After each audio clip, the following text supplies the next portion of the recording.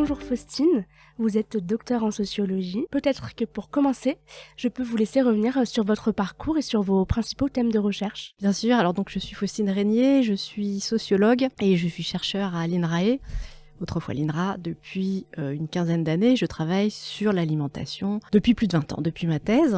Alors j'ai travaillé sur des sujets extrêmement variés, mais qui tous en fait questionnaient les goûts comme marqueurs sociaux principalement, et je me suis intéressée à la façon dont les goûts, mais également les normes qui en fait encadrent le domaine alimentaire, circulent dans l'espace social. On enregistre aujourd'hui dans les locaux de la SSHA, donc la Société scientifique d'hygiène alimentaire, qui a été créée en 1904. Et en 1942, c'est Lucie Randouin qui devient secrétaire générale de la SSHA.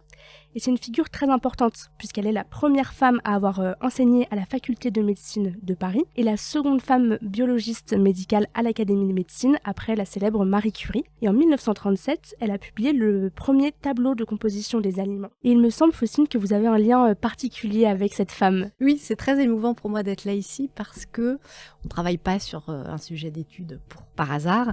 Et j'ai toujours vu ma mère calculer ses calories, et sa Bible était la table des calories de Lucie Randouin, qu'elle avait en plus reliée avec une petite couverture en cuir. Donc voilà, Lucie Randouin, c'est quelqu'un qui a marqué mon enfance. Et ensuite, Lucie Randouin travaillait avec Jean Trémolière, et j'ai eu le prix Jean Trémolière pour ma thèse. Donc voilà, la boucle est bouclée. Et tout se tient. Pour revenir à votre travail de sociologue, vous avez notamment travaillé sur les goûts alimentaires et les normes d'alimentation et de corpulence qui les accompagnent. Est-ce que vous pouvez d'abord nous expliquer ce qu'englobent ces normes d'alimentation et de corpulence ? Alors, moi je me suis intéressée aux normes en les prenant dans un sens extrêmement large. C'est toutes ces règles, toutes ces prescriptions, toutes ces recommandations qui vont, on va dire, encadrer ou réguler la consommation. Manger moins gras, manger plus de fruits et légumes. Tout ça, ce sont des normes, ce sont des recommandations que l'on va diffuser aux gens et qui vont les recevoir différemment selon leur position sociale, selon leur âge, leur sexe, etc. J'ai pris de normes dans ce sens-là parce que ce qui m'intéresse, c'est ce message qui généralement vient d'en haut, qui s'adresse à la population. Voilà, moi je voulais interroger justement cette dimension normative d'une injonction qui va s'imposer à des individus. Et comment ces normes sont perçues en fonction des différentes catégories sociales ? C'est là que le travail du sociologue intervient, puisque alors moi, je me suis tout particulièrement intéressée aux normes qui étaient diffusées dans le cadre de l'action publique, par exemple dans le cadre du programme national nutrition santé, donc qui s'adressait à l'ensemble de la population. Et ce qui est intéressant, quand on s'intéresse à la façon dont les individus les reçoivent ou les perçoivent, c'est que c'est très différemment perçu selon l'appartenance sociale.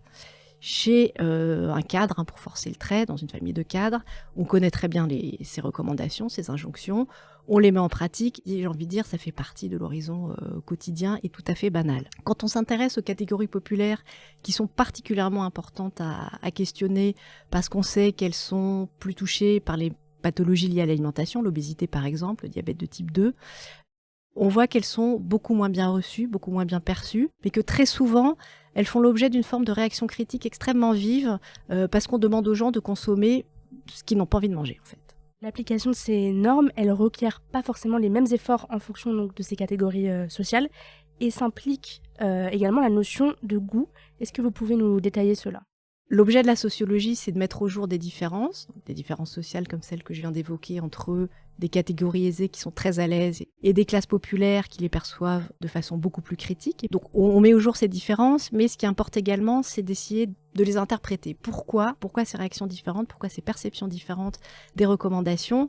Et il y a toute une série de facteurs qui vont intervenir. On se doute bien que quand on demande aux gens de manger plus de fruits et légumes, qui sont en plus aujourd'hui dans un contexte où l'alimentation participe de la transition écologique, ce sont des fruits et légumes qui doivent être frais, bio, locaux et de saison, on voit bien que d'un simple point de vue budgétaire, c'est impossible pour des ménages en situation de précarité, mais même pour des individus un petit peu mieux classés socialement, qui ont des budgets financiers extrêmement serrés. Donc il y a des questions budgétaires qui vont intervenir, mais il y a la question des goûts. Et ce qui est intéressant, c'est que les goûts sont très très très fortement liés aux représentations que vous vous faites de ce que c'est que bien manger, de ce que c'est que prendre soin de son corps. Dans une famille de cadres, par exemple, bien manger, c'est manger de façon favorable à la santé. Donc la santé intervient très très vite dans la question des goûts. Et c'était l'originalité de la première enquête qu'on a conduite à INRAE sur ces questions. On commençait par interroger les gens, non pas sur « connaissez-vous cette recommandation ?» Est-ce que vous en avez entendu parler et qu'en pensez-vous ? Mais c'était « qu'est-ce que vous aimez manger au quotidien ?» Et à cette réponse qui est toute simple et qui fait vraiment partie du domaine de l'habitude et de la routine, on avait des réponses extrêmement clivées et c'est très stable hein, sur le temps. On a reconduit la même enquête 10 ans après, où dans les catégories aisées, on voit très bien que la question de la santé arrive extrêmement vite dans les propos. J'aime les légumes parce que c'est bon pour la santé. Donc voilà, on voit bien comment le goût, l'appétence, hein, qui est en apparence extrêmement individuelle, est modelée par cette préoccupation de santé, alors que dans des catégories plus populaires, le goût, c'est le goût, et la santé, alors je dis pas qu'elle en est absente, mais elle est beaucoup plus lointaine. Est-ce qu'on peut revenir sur l'importance de la consommation, principalement chez les classes populaires ? Oui, c'est important parce que très souvent on a un regard relativement négatif sur les choix alimentaires des classes populaires. Je pense qu'il faut quand même essayer de comprendre pourquoi les caddies sont remplis comme ça et s'interroger sur la place que tient la consommation alimentaire dans les classes populaires. Ce qu'on voit très bien, c'est qu'on est dans des catégories qui ont des contraintes extrêmement fortes et que l'alimentation, ça reste un domaine, d'une part, où on peut se faire plaisir, et c'est le domaine à travers lequel on arrive à participer à la société de consommation. Alors c'est un domaine certainement très résiduel, mais qui est une façon de faire comme les autres, d'avoir accès à une forme de luxe, alors que par ailleurs, on en est complètement privé. Ce sont des individus qui ont des contraintes extrêmement fortes, mais c'est encore le domaine où ils peuvent exercer un choix, si minime soit-il. Mais c'est un domaine dans lequel les individus peuvent exercer un choix. Et recevoir des recommandations qui leur demandent de faire très souvent ce qu'ils ne font pas, c'est renoncer à ce choix, c'est renoncer à ça, et c'est s'imposer d'autres contraintes au nom de la santé, au nom de l'environnement. Alors la santé, elle s'exprime différemment. Agir sur l'environnement, ils ont d'autres visions que la vision dominante, et cet excès de contraintes, il est absolument refusé. On a parlé tout à l'heure des goûts, et l'idée de nourrir son enfant, elle est justement révélatrice de ce système de goût. Pourquoi ? En fait, on s'était interrogé sur cette question à un moment où, dans un contexte de très forte mobilisation contre l'obésité. Donc la question de l'obésité, et notamment de l'obésité infantile, qui était très très très présente dans les discours, ça nous questionnait beaucoup. On avait interrogé les gens qu'on rencontrait sur qu'est-ce que c'est que bien nourrir son enfant. Et là encore, on a des clivages sociaux qui sont très forts. Donc la question de la santé arrive dans toutes les catégories sociales. La question du contrôle de la corpulence et du poids de l'enfant, elle est là, mais elle s'exprime différemment. Pour être plus précise, dans des familles, dans des milieux aisés, on va contrôler très fortement et très précocement la corpulence de l'enfant. Tout se joue très tôt, et tout se joue de plus en plus tôt, j'ai envie de dire. Tout se joue avant 6 ans autrefois, maintenant tout se joue in utero. Et on a une dimension éducative extrêmement forte à travers l'alimentation. On va éduquer l'enfant et on va lui apprendre à apprécier des saveurs qu'il n'apprécie peut-être pas spontanément, mais il y a une dimension éducative très très forte, et les mères s'investissent très fortement dans cette éducation alimentaire. Dans les milieux modestes, la vision est très différente, et j'ai strictement aucun jugement là-dessus. La vision du corps de l'enfant est différente, et la crainte, alors au moment où on a travaillé, mais ça persiste encore, ça n'est pas que l'enfant mange trop, c'est que l'enfant n'ait pas assez à manger. Et on est quand même dans des milieux où les mères soulignent très souvent « j'ai peut-être pas eu faim quand j'étais petite, mais j'ai manqué de beaucoup de choses ». Et l'idée que l'enfant puisse manquer de quelque chose, et en particulier de nourriture, ça, elles peuvent pas l'entendre. Donc il y a, en tout cas, une recherche d'abondance alimentaire qui va conduire au fait qu'on va nourrir abondamment les enfants. Et le contrôle du poids, ça se joue pas tout de suite. Donc il y a peut-être aussi une forme de sagesse qui dit que, tout ça, ça se fera plus tard et ça se régulera plus tard. Il y a un autre point important qui est que, contrairement à la dimension éducative qui peut être aussi, qui va impliquer des règles, qui va impliquer une discipline dans les ménages aisés, dans les catégories modestes, on a aussi très envie de faire plaisir à l'enfant à table. Les conditions de vie sont difficiles, on part pas en vacances, on n'a pas de belle voiture, on vit dans des habitats très souvent dégradés. S'il y a un domaine où on peut se faire plaisir, c'est à l'alimentation, et donc on va gâter les enfants à travers l'alimentation. Et ça, c'est important, parce qu'on a très souvent un regard extrêmement négatif sur les pratiques des classes populaires, et quand on s'intéresse à mais quel sens ça a pour eux, ça permet aussi de changer un petit peu le regard. Voilà, ça fait partie de notre travail de sociologue. Et la perception du corps de l'enfant n'est pas la même aussi. Oui, là aussi, c'est intéressant de regarder quels sont les seuils à partir duquel un enfant est considéré comme trop gros. Dans des ménages, on va dire, très aisés, très diplômés, si un enfant grossit subitement de 2 ou 3 kilos, les parents vont intervenir très vite. Dans les ménages modestes, 2-3 kilos, c'est pas beaucoup. On est beaucoup plus tolérant, et ça posera un problème si l'enfant pèse 6 ou 7 kilos de trop. La vision même du corps de l'enfant, elle est très différente. Un enfant bien important, c'est un enfant qui est bien en chair. Ce qui a des conséquences sur l'obésité, parce que dans un contexte où l'environnement fait que l'obésité se développe beaucoup plus facilement qu'autrefois, on réagira beaucoup plus tardivement au surpoids et à l'obésité de l'enfant, ce qui est, alors d'un point de vue médical, c'est pas du tout du domaine de la sociologie, mais ce qui pose de vrais problèmes, parce que revenir en arrière, c'est extrêmement difficile. Dans vos recherches, vous établissez un lien fort entre l'attention que les personnes portent aux normes et les liens sociaux. Comment cela se manifeste concrètement ? En fait, dans les facteurs qu'on peut mobiliser pour expliquer ces différences sociales, Il y en a un qui est extrêmement important, qui est celui de ce qu'on appelle en sociologie l'intégration sociale. Autrement dit, plus une personne est intégrée socialement, plus elle a des contacts avec des individus de sa catégorie sociale, mais aussi des individus d'autres catégories sociales, sur le lieu de travail par exemple, ou je sais pas, dans des associations, plus la personne est poussée à porter attention aux normes, parce qu'on va en parler, parce que ça fait partie de l'univers du quotidien, du commun. On a des échanges, on reçoit des conseils.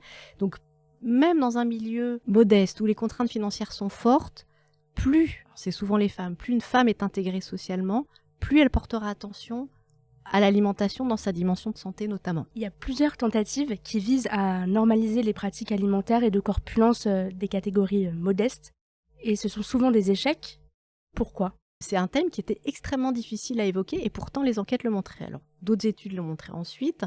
On voit bien comment ces campagnes de santé publique qui sont menées à destination de l'ensemble de la population, elles ont leur rôle auprès de la majeure partie de la population, mais elles sont relativement impuissantes à toucher les catégories populaires qui pourtant en auraient le plus besoin. Comment ces recommandations pourraient justement être améliorées pour qu'elles soient mieux reçues ? Alors ça, c'est extrêmement difficile. Ces recommandations qui ont été diffusées, elles ont eu un rôle, c'est-à-dire qu'elles sont connues. Ça, c'est un progrès. On sait bien, pas seulement dans le domaine de l'alimentation, qu'il ne suffit pas d'informer pour que les gens changent de comportement. Dans le domaine de l'alimentation, c'est extrêmement difficile parce que ça touche à votre identité.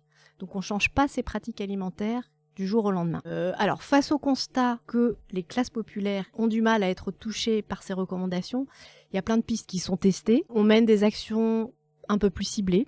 C'est pas une spécificité française. La France est plutôt réticente à cibler des populations, aussi pour éviter de les stigmatiser, et c'est un souci extrêmement louable. On essaye d'adapter les recommandations, et il y a un levier très important qui est celui de la satisfaction hédonique que peut apporter l'alimentation, la question des saveurs et des goûts. C'est aussi un levier sur lequel on peut jouer pour inciter les individus, notamment dans les catégories qui sont plus réticentes, pour qui la santé, c'est pas une priorité, en disant peut-être que là, si on insiste sur le plaisir que cet aliment apporte et pas sur sa dimension santé, on a une chance que le message soit un peu mieux reçu. On a parlé donc des catégories les plus modestes et des catégories les plus aisées.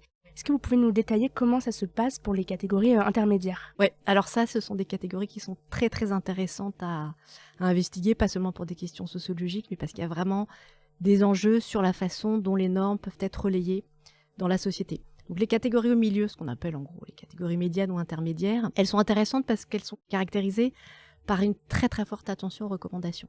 Donc elles ont ce qu'on appelle en sociologie une très grande bonne volonté, pour reprendre Bourdieu, à mettre en œuvre ces recommandations. Et dans les processus de diffusion, très souvent les recommandations se diffusent du haut vers le bas, elles jouaient un petit peu un rôle de courroie de transmission entre les plus aisés, qui émettent les normes, et les catégories populaires. Ce que tendent à montrer les recherches récentes, c'est que ce rôle de courroie de transmission, pour toute une série de raisons, est beaucoup moins assumé par les catégories intermédiaires, qui vont développer des pratiques et des goûts beaucoup plus autonomes, et qu'on observe des formes de fragmentation extrêmement fortes dans la société française. Et en matière de santé et d'alimentation, ça vient poser question, puisque autrefois on avait un modèle de diffusion du haut vers le bas qui fonctionnait plutôt pas trop mal, et aujourd'hui il fonctionne beaucoup moins bien. Et donc cette fragmentation sociale-là qu'on observe par ailleurs, dans le domaine de la santé et de l'alimentation, elle vient poser question. Vous avez également travaillé sur les normes alimentaires en lien avec la transition écologique, donc manger moins de viande, manger local, de saison, etc. Est-ce que vous pouvez nous détailler un peu comment ces normes sont perçues ? C'est un point intéressant. Pourquoi ? Parce que, alors on le voit bien, l'alimentation participe de la transition écologique et que pour des enjeux environnementaux, on a vu apparaître petit à petit toute une série de recommandations nouvelles.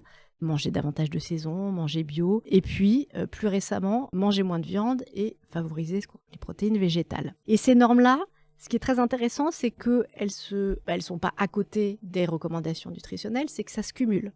Et manger moins de viande, c'est particulièrement intéressant, c'est que on recommande aux gens de manger moins de viande parce que c'est bon pour leur santé et parce que c'est bon pour l'environnement. Donc on a une dimension cumulative qui est extrêmement forte, dont on peut se dire, est-ce que ça va pas susciter des rejets plus forts encore ? Et on voit très bien comment autour des questions environnementales, alors en particulier dans le domaine de l'alimentation, et pas seulement, on a des crispations sociales qui sont extrêmement fortes. Donc nous, on s'est intéressé, dans le cadre des projets que j'ai dirigés à INRAE, à deux dimensions de la transition écologique à travers l'alimentation, la question manger de saison et manger moins de viande. Et là, on retrouve comme sur les questions de santé, un clivage social extrêmement fort entre des catégories aisées pour qui ces recommandations, j'ai envie de dire, sont de l'ordre de l'évidence. Il va de soi que je mange bio, local et de saison, même si ça me coûte plus cher. Il va de soi que j'ai envie de consommer moins de viande. Et puis, une distance très très forte des catégories populaires pour qui manger de saison, ça n'est pas du tout un impératif. Pour qui la prise en compte de l'environnement, en tout cas tel que c'est formulé dans les recommandations dominantes, c'est un luxe. Et pour qui manger moins de viande, ça vient poser question parce que, voilà, c'est la viande. Ils ont eu accès à la viande assez récemment. Qu'on leur dise maintenant d'en manger moins, c'est quelque chose qui peut être parfois très très mal perçu. Est-ce que vous pouvez du coup nous détailler pourquoi, par exemple, manger de saison, oui, c'est quelque chose qui est mal perçu? Dans les classes populaires, c'est que c'est pas forcément mal perçu. Ça fait pas forcément partie de l'horizon. Les classes populaires sont compliquées parce qu'il y a une très forte hétérogénéité. Il faut faire très attention aux différences en fait.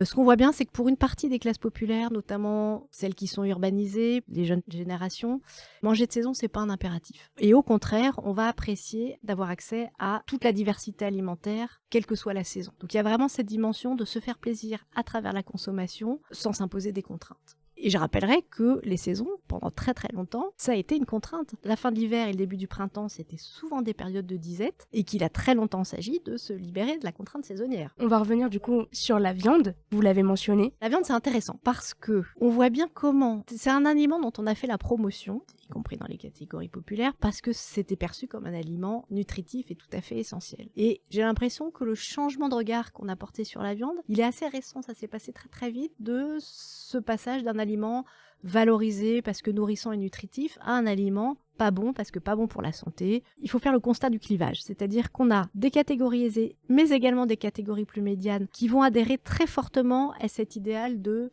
il faut consommer moins de viande parce que c'est pas bon pour la santé et ou, ça dépend des individus, parce que c'est pas bon pour l'environnement, il faut réduire la consommation de viande. Et puis, les classes populaires où on va voir, quand on s'intéresse au discours, des champs sémantiques extrêmement différents, où on observe une valorisation très forte de la viande comme aliment qui est centrale dans les pratiques alimentaires au quotidien. Donc c'est un aliment qui est extrêmement important d'un point de vue gustatif en premier. C'est la viande qui va apporter les saveurs, qui va apporter la variété et le plaisir à table. C'est un aliment qui est perçu dans les classes populaires comme un aliment qui apporte la force, en particulier pour les hommes et pour les enfants. Et donc là, pour la bonne santé de l'enfant, donc oui, il s'agit bien d'une question de santé, les mères vont dire qu'il faut absolument que l'enfant mange de la viande. Donc la viande est extrêmement importante. Et puis, il y a une dimension sociale qui est extrêmement forte. La viande, c'était autrefois un aliment de luxe. Aujourd'hui, les classes populaires y ont accès. Et avoir accès à la viande, c'est vraiment un symbole de conquête sociale. Et donc là, on touche à quelque chose d'extrêmement sensible. Quand on va dire aux gens mangez moins de viande, c'est pas audible pour une partie de la population. Et les recommandations que l'on a évoquées précédemment, elles sont souvent perçues comme des injonctions par les catégories modestes. Comment on pourrait faire en sorte que ce ne soit plus le cas? Ce qui est très difficile, c'est qu'en France, on a une vision extrêmement générale. On a des recommandations qui s'adressent à l'ensemble de la population. Il faudrait pouvoir adapter ces recommandations en prenant en compte les contraintes budgétaires, ça on peut s'en douter, mais également la façon dont les gens perçoivent ce que l'on évoquait tout à l'heure, ce que c'est que bien manger, ce que c'est que bien nourrir son enfant. Voilà, la façon dont ils valorisent plus ou moins certains aliments, et puis prendre en compte la dimension des saveurs qui, me semble-t-il, est très souvent un petit peu reléguée. Alors c'est peut-être normal dans des questions de santé, dans des questions d'environnement, mais l'alimentation, on le met en bouche, et si c'est pas bon, de toute façon, ça ne fonctionnera pas. Donc retourner à cette question des saveurs, et là c'est quelque chose d'extrêmement intéressant, c'est que dans les classes populaires, la question du goût et l'attention qu'on va porter aux saveurs, on l'observe aussi. Et ça, c'est une dimension qui, me semble-t-il, il faudrait remettre vraiment au centre de nos actions.